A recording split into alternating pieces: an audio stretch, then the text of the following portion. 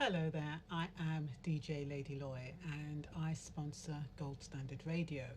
And in that role, I have a show every Saturday from 7 till 9 where I promote recent releases from around the world. And I also play international music, that is non English music, during that show. It's called the Roller Coaster Show. But I've decided that as I am OISC qualified just to level 2, I decided to give advice. Well, not advice, I'm not allowed to give advice, to share information pertaining to artists that may want to travel to the UK to perform, and what the restrictions are and what they can expect. So today I decided to talk about the ETA. The ETA is an electronic travel authorization. And if you've been to the United States, you'll know that they have something called ESTAS, which is the equivalent. And you pay a nominal fee and it lasts for 2 years and it allows you to travel. It authorizes you to travel. Now, some people think that once they've completed that ETA or ESTA, it actually allows them entry into the UK or entry into the US. It doesn't. It's simply a screening tool. It allows the authorities, when they have the information required for the ETA, to check you out, to screen you, to make sure you are who you say you are, you're going to stay where you say you're going to stay, and you are a credible person. That's all the ETA is. Now, it was launched in the UK on the 8th of January for non-Europeans, and it kicks in for Europeans, those of the EU, on the 5th of March. I think it's the 5th of March, yes. They'll need to apply from the 5th of March, and it takes effect from the 2nd of April for Europeans.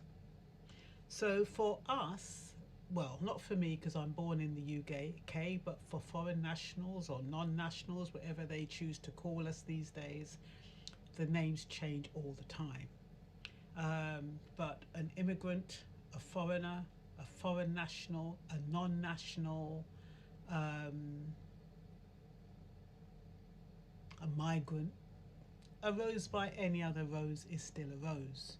It just means you're not born in the UK and you haven't qualified to have indefinite leave to remain in the UK. So if you haven't got indefinite leave to remain in the UK and you're on a limited visa, or you've come on some other kind of visa, you're going to need an ETA. So the ETA, in a nutshell, it authorizes you to travel to a country, not enter it. Well, in this case, we're talking about the UK. So it allows you to travel to the UK, but it doesn't allow you to enter it. You would have had to have gone through all your visa protocol and made sure that you've done everything right, that you have the your financial stability. You can prove that for the stay, your duration in the UK, you can afford it. You have more than enough. You have credible people who you're staying with. And all of these requirements will be asked of you in the standard visitor's visa application. And I assure you, it's not worth lying. It's not worth saying you're going to stay somewhere where you're not going to stay, because UK is clamping down and you need to be staying where you say you're going to stay. You need to know these people. You need to know something about them, because they will be investigated. And when I say investigated, not to a great degree, but they will need to have a stable residence. They can't be people who are moving around, who have not lived in a property for, say, at least 3 years. So when you're giving information to come into the country, you have to be dealing with credible people, genuine people, sincere people. You have to be genuine, sincere yourself. You have to have integrity. Because if you don't, they'll find you out and you will lose your opportunity. So you'll need to do things above board. the days of scamming and trying to get somebody to file for you, or somebody saying that they're going to do something for you and they're not, somebody writing you a letter and they're not qualified to write that letter, those days are done. The days of trying to pull the wool over government eyes are done. And it makes it more and more difficult to enter into the UK. Sometimes wonder why they want to come here in anyway, because of the rain and because of the cold and because of the buildings are not so great.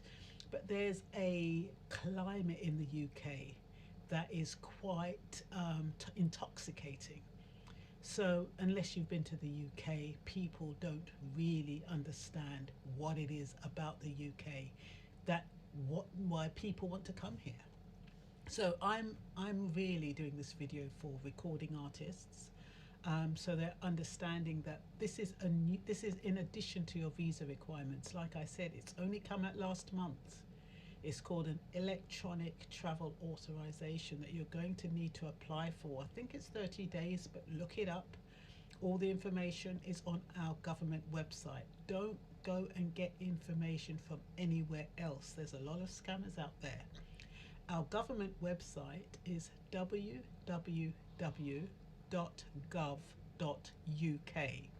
Gov is spelt G for golf, O for Oscar, V for Victor, .uk.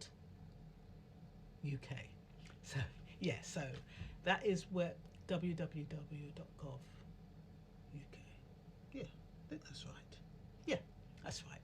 So and that's the only place you should apply for your electronic. I mean, you can do it online, but it's best to do it via that avenue. Apply for your ETA. There's a £10 non-refundable fee. And what else? Like I said, it will be rolled out incrementally. That means it's going to be rolled out in steps. For the UK or for non-nationals, it would be, like I said, it rolled out on the 8th of January. For the EU, it will be the you can start applying from the 5th of March. What else have I got here? An ETA is a digital permission to travel the UK, not enter the UK. It is not a visa.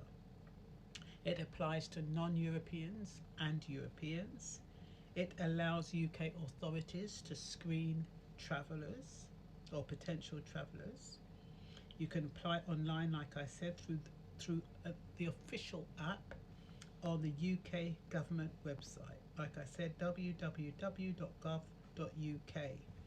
Don't use other websites. I think that's all you need to know. It'd be awful if you'd got your visa and everything is ready to go and you didn't realise that you needed an ETA as well. So it is getting more and more difficult to enter the UK. The financial requirements are increasing. The checking of who you're staying with is being more vigilant. The checking of how much money you have and the criteria. I mean, they have a set criteria of how much money you should have in your account 30 days before you arrive here, so that you can sponsor yourself. You can look after yourself if you haven't got a sponsor. If you've got a sponsor, they'll do all the legwork for you. You just need to be who you say you are and be honest and credible. Otherwise, it's bad for people who come after you when you set a bad example. So, having said that, you also, in certain cases, you need to be able to attend gigs for free, depending on what visa you apply for. If it's a creative visa, you can only perform for free. If you do it through the standard